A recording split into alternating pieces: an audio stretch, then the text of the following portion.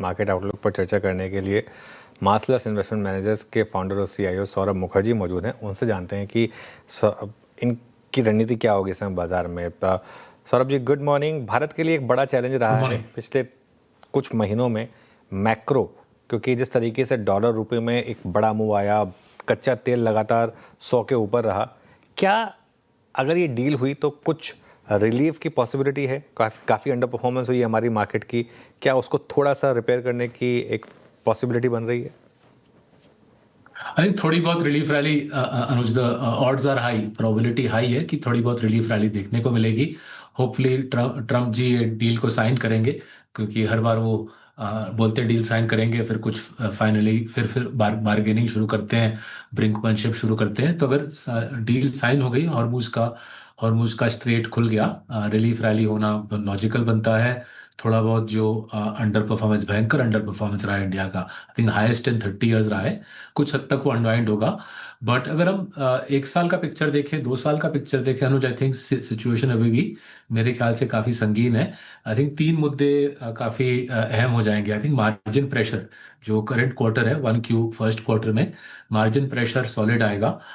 Top line growth की उतनी दिक्कत नहीं है, जो कंपनी से बात चल रही है, बात होती रही थी, टॉप लाइन ग्रोथ 1Q में ठीक ठाक आ रहा है। बट मार्जिन प्रेशर मेरे ख्याल से करारा आएगा। रुपी डिप्रिशिएट हुई है तो जाहिर है सारे इंपोर्टेड सामान, इंपोर्टेड इनपुट्स महंगे हो गए हैं। एडिबल ऑयल 50-60% भागा है लास्ट 6 महीने में। साथ ही साथ मानसून की भी कुछ दिक्कतें सुनने को आ रही है मेटेरोलॉजिकल डिपार्टमेंट से। सो पहला है मार्जिन प्रेशर। दूसरा है जॉब लॉसेस का सिलसिला। सो मैं जहाँ पे भी जाता हूँ, पुणे जाता हूँ, हैदराबाद जाता हूँ, बेंगलोर जाता हूँ, गुड़गांव जाता हूँ, सुनने में आता है कि टेक कम्युनिटी में त्राही त्राही है। सबको फिक्र है अपने जॉब्स की, उसका रियल एस्टेट पे भी इम्पैक्ट आ रहा है, रेजिडेंशियल हाउसिंग मार्केट ठंडा पड़ रहा है। तो ये बड़ा मुद्दा बनेगा जैसे जैसे एआई का प्रहार बढ़ता है, एजेंटिक एआई आती है, हमारे टेक कम्युनिटी हमारा अहम हिस्सा है इकोनॉमी का, वहां पे एक बड़ा प्रहार मुझे लगता है अगले 1-2 साल में आएगा। तो दूसरा मुद्दा है। और तीसरा देखना पड़ेगा आरबीआई ये पूरे सिचुएशन के साथ कैसे जूझती है। प्रयास कर रही है रुपी को डिफेंड करने का, बट मुझे लगता है रेट हाइक्स करने की जरूरत पड़ेगी। जिस प्रकार से इन्फ्लेशनरी प्रेशर्स बन रहे हैं, आई थिंक आरबीआई को नेक्स्ट 6 महीने में रेट हाइक्स करने की जरूरत पड़ेगी, उसका भी मार्केट पे असर पड़ेगा। सो ओवरऑल हमारी रणनीति है ये कि एक्सपोर्ट ओरिएंटेड स्टॉक्स पे फोकस करें। इंडिया के एफटीएज जो साइन किए हैं वो शानदार एफटीएज है, उससे पैसा बनाने का प्रयास करें। और साथ ही साथ जैसे हम लास्ट 4 साल से करते आए हैं, ग्लोबली इन्वेस्ट करें, अपने क्लाइंट्स को भी इनकरेज करें कि ग्लोबली यूएस में, यूरोप में, ईस्ट एशिया में पैसा लगाएं। बिल्कुल। सौरभ जी, तो एक सेकंड, आप कह रहे हैं कि एक्सपोर्ट ओरिएंटेड सेक्टर्स में फोकस करें, क्या आईटी भी उसमें शामिल होगा या फिर उसको अभी आप अवॉइड करेंगे क्योंकि उसके खुद के चैलेंजेस रहे हैं? तो देखिए आईटी में हमारे पास जैसे काफी काफी दिनों से, काफी सालों से परसिस्टेंट है, तो वो लेके बैठे हैं। वहाँ पे कुछ कुछ चिंताएं हैं, बट ऑन बैलेंस एक दो आईटी स्टॉक पोर्टफोलियो में होना बनता है मेरे ख्याल से। बट जो मेन हमारा जो थ्रस्ट है एक्सपोर्ट ओरिएंटेड इन्वेस्टमेंट्स में, वो मैन्युफैक्चरिंग पे, मैन्युफैक्चर्ड एक्सपोर्ट ओरिएंटेड इन्वेस्टमेंट्स है। तो textiles, auto ancillaries, precision engineering, organic chemicals, pharmaceuticals, इस प्रकार के एक्सपोर्ट ओरिएंटेड स्टॉक्स। जो सबसे मेरा पुराना एग्जांपल है, 2019 में आई थिंक हमने डिवीज लैब लिया था, वो हमारे लिए अभी भी बड़ा पोजीशन है। उस प्रकार की चीज़ें जो मैन्युफैक्चरिंग एक्सपोर्ट्स हैं, वहाँ पे हमें लग रहा है कि एफटीए के बदौलत, यूरोप के साथ, यूके के साथ एफटीए के बदौलत, रुपी के टूटने के बदौलत, चाइना +1 की वजह से बड़ा फायदा रहेगा इंडिया को आने वाले वर्षों में। और जैसे जैसे हमारा आईटी सेक्टर अनवाइंड करता है एआई के प्रहार की वजह से, जैसे हमारे आईटी सेक्टर में प्रेशर आता है, जाहिर है रुपी उस मुताबिक वीकन होगा। जैसे जितना रुपी कमजोर होगा, उतना एक्सपोर्टर्स को फायदा मिलेगा। जो हमारे मैन्युफैक्चरिंग एक्सपोर्ट्स के लिए लास्ट 30 साल में सबसे बड़ा मुद्दा रहा है कि हमारी करेंसी ओवर वैल्यूड रही है, हमारे 300-400 बिलियन डॉलर आईटी एक्सपोर्ट्स की वजह से। जैसे जैसे हमारे आईटी एक्सपोर्ट्स पे दबाव आता है, जाहिर है उस मुताबिक करेंसी वीकन होगा, और हमारे एक्सपोर्टर्स बांग्लादेश, वियतनाम जैसे कंट्रीज के साथ compete कर पाएंगे 2027 से मेरे ख्याल से। तो सौरभ जी नमस्कार, वीरेंद्र बोल रहा हूँ।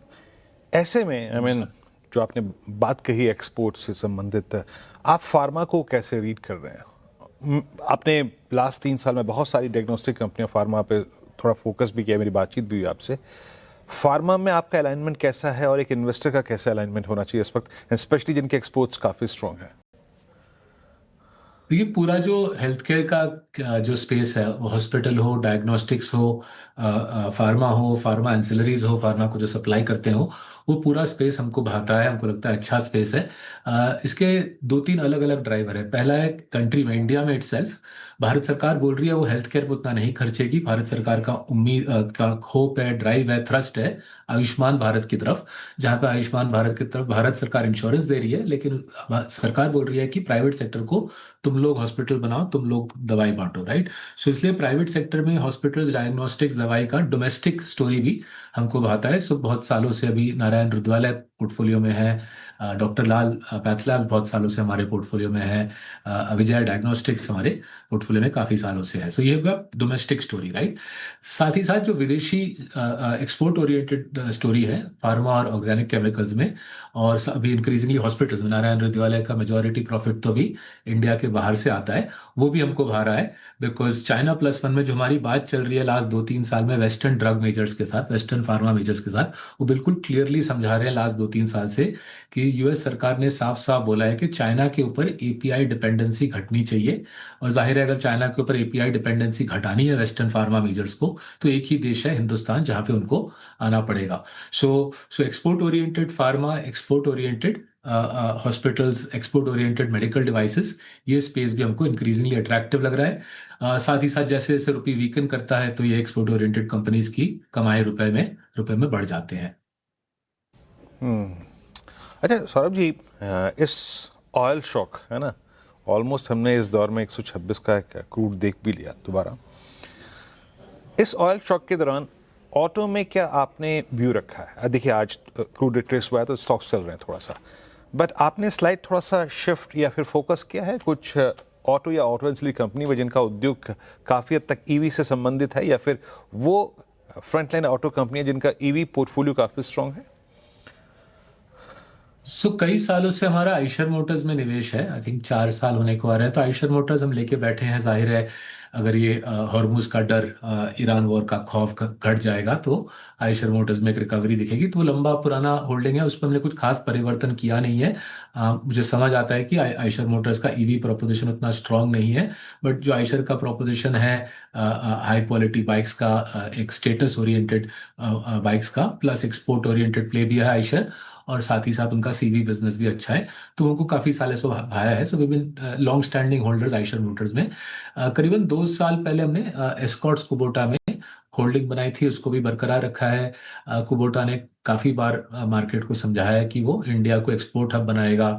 रुपये की कमजोरी हमारे एफटीएस का फायदा उठा सकती है कुबोटा हमारे ख्याल से। इसके आगे आइशर और एस्कॉर्ट्स के आगे हमने ऑटो ओईएम्स में, वो ईवी हो या आइस हो, इसके आगे हमने ऑटो ओईएम्स में निवेश नहीं किया है। रिसर्च कर रहे हैं, सोच रहे हैं करें या ना करें ईवी ईवी वाले स्पेस पे, बट अब तक फिलहाल कोई ईवी में फिलहाल निवेश नहीं हुआ है। ऑटो एंसिलरीज में और काम कर रहे हैं, काफी काफी मेहनत कर रहे हैं ऑटो एंसिलरीज में, समझने के लिए कि इनको फायदा होगा नहीं एफटीए का। सुपरफिशियली अगर हम देखें, ईयू का जो एफटीए है वो इंडियन ऑटो एंसिलरीज के लिए करीबन 1 ट्रिलियन यूरो का मार्केट खोल देगी, राइट। और ड्यूटी फ्री एक्सेस मिल जाएगा 1 ट्रिलियन यूरो के मार्केट में। सवाल ये खड़ा होता है कि कौन से ऑटो एंसिलरीज हमको इस मार्केट में फायदा दिला सकती है, तो उसमें हम काम कर रहे हैं। वैल्यूएशंस कुछ हद तक सस्ते हो गए हैं लास्ट 6-8 महीने में, मेरे ख्याल से वैल्यूएशंस और सस्ते होंगे। पूरा overall small and mid cap space पे मुझे लगता है कि वैल्यूएशंस और नीचे जाएंगे over the next 12 months. Okay, बिल्कुल। अच्छा सौरभ जी, आपने एक बात कही है और आप हमेशा खैर कभी भी कोई सवाल अवॉइड नहीं करते हैं। एक जो ग्लोबल इन्वेस्टिंग की आपने बात की है, तो बहुत लोग ये पूछते हैं कि फिर ग्लोबल इन्वेस्टिंग में कहाँ इन्वेस्ट करें, कौन सी मार्केट्स इस समय आपको इंटरेस्टिंग लग रही हैं, और जो आपके फंड में इन्वेस्ट करते हैं उनमें आप कैसे फिर ग्लोबल मार्केट में इन्वेस्टिंग कर रहे हैं, कौन सी मार्केट्स में, किस तरीके के स्टॉक्स में इन्वेस्ट कर रहे हैं आप? देखिए हमारा जो फंड है करीबन 70-80% नॉन मैग 7 है। मैग 7 जो मशहूर जो टेक स्टॉक्स है यूएसए के, जैसे कि इनविडिया, जैसे कि माइक्रोसॉफ्ट वगैरह, वो हमारे फंड का केवल 20% हिस्सा है। 80% हमारा फंड यूरोप, अमेरिका और ईस्ट एशिया में स्मॉल एंड मिड कैप्स में निवेशित है। अगर हम स्मॉल एंड मिड कैप्स पे फोकस करें, राइट, यूएसए के स्मॉल एंड मिड कैप्स में उनका डिस्काउंट अनुज उनका डिस्काउंट लार्ज कैप्स के मुकाबले 30 ईयर हाई पे है। मतलब यूएसए में और एक्चुअली यूरोप में भी स्मॉल एंड मिड कैप्स आपको 15-16 पीई में मिल रहे हैं। इनकी अर्निंग्स ग्रोथ 17, 18, 19, 20% डॉलर आ रहा है। ओवरऑल हमारी पोर्टफोलियो की अर्निंग्स ग्रोथ 20% डॉलर से ज़्यादा भाग रही है लास्ट 3-4 साल में। सो अर्निंग्स ग्रोथ तगड़ी है, बिकॉज जिस पैमाने पे यूरोप और अमेरिका में कैपेक्स हो रहा है वो कभी पहले देखा नहीं गया है। तगड़ा कैपेक्स है, अर्निंग्स ग्रोथ हाई टीन्स लो 20s में डॉलर टर्म्स में बात कर रहा हूँ, और valuation small and mid cap में हमको 15, 16, 17 पी मिल रही है। तो वैल्यूएशन सस्ता है, अर्निंग्स ग्रोथ तगड़ी है, अर्निंग्स विजिबिलिटी भी अच्छी है। अगर हम जैसे एयरलाइन इंडस्ट्री का उदाहरण दे रहा हूँ, एयरबस की ऑर्डर बुक 2041 तक फिल्ड अप है, राइट। जाहिर है एयरबस के सारे सप्लायर्स के पास दबा के धंधा है। सीमेंस जो टरबाइन बनाती है, जर्मनी की कंपनी, फ्रैंकफर्ट में लिस्टेड, उसका ऑर्डर बुक अगले 10 साल भरा हुआ है। तो जाहिर है सीमेंस के सप्लायर्स को भी जबरदस्त ऑर्डर बुक विजिबिलिटी है। कोई भी सप्लायर डेटा सेंटर्स में जो डेटा सेंटर्स का सामान सप्लाई कर रहा है, वो कनेक्टर कर रहा हो, जनरेटर कर रहा हो, सर्किट ब्रेकर कर रहा हो, उसका भी ऑर्डर बुक अगले 5-6 साल भरा हुआ है। सो इसलिए हमको वैल्यूएशन की जो जो छवि दिखती है यूरोप अमेरिका में, वो वन पेग का दिखता है। मतलब जितना ग्रोथ उतना पीई मल्टीपल। उस प्रकार का सस्ता वैल्यूएशन मैंने हिंदुस्तान में लास्ट 15-16 साल देखा नहीं है। लीमन ब्रदर्स के बाद वैसा वैल्यूएशन इंडिया में दिखा नहीं है हमको हमको इसलिए हमें उतना हिचकिचाहट नहीं होता यूरोप में और अमेरिका के स्मॉल एंड मिड कैप्स में डालने का। हाँ, ये बात जरूर है कि मैक्स 7 जो है, जो मशहूर टेक स्टॉक्स है, वो थोड़े महंगे लगते हैं, वहां पे हमारा पोजीशन छोटा है। एक आखिरी सवाल बहुत वेरी क्विकली, वरुण बेवरेजेस आपके लिए काफ़ी शानदार स्टॉक रहा है, वो अभी भी है क्या आपके पोर्टफोलियो में? और आपने ये जो रीसेंट न्यूज़ फ्लो था उसका पेप्सी के साथ, सॉरी, जो उन्होंने जो बॉटलिंग का जो उन्होंने करार बढ़ाया लेकिन वो एक्सक्लूसिविटी हटाई, उसे आप कैसे देख रहे हैं? नहीं रुचि, हमारे पास वरुण बेवरेजेस नहीं था। हमने स्टॉक को जरूर देखा है रिपीटेडली, बट निवेश नहीं किया था।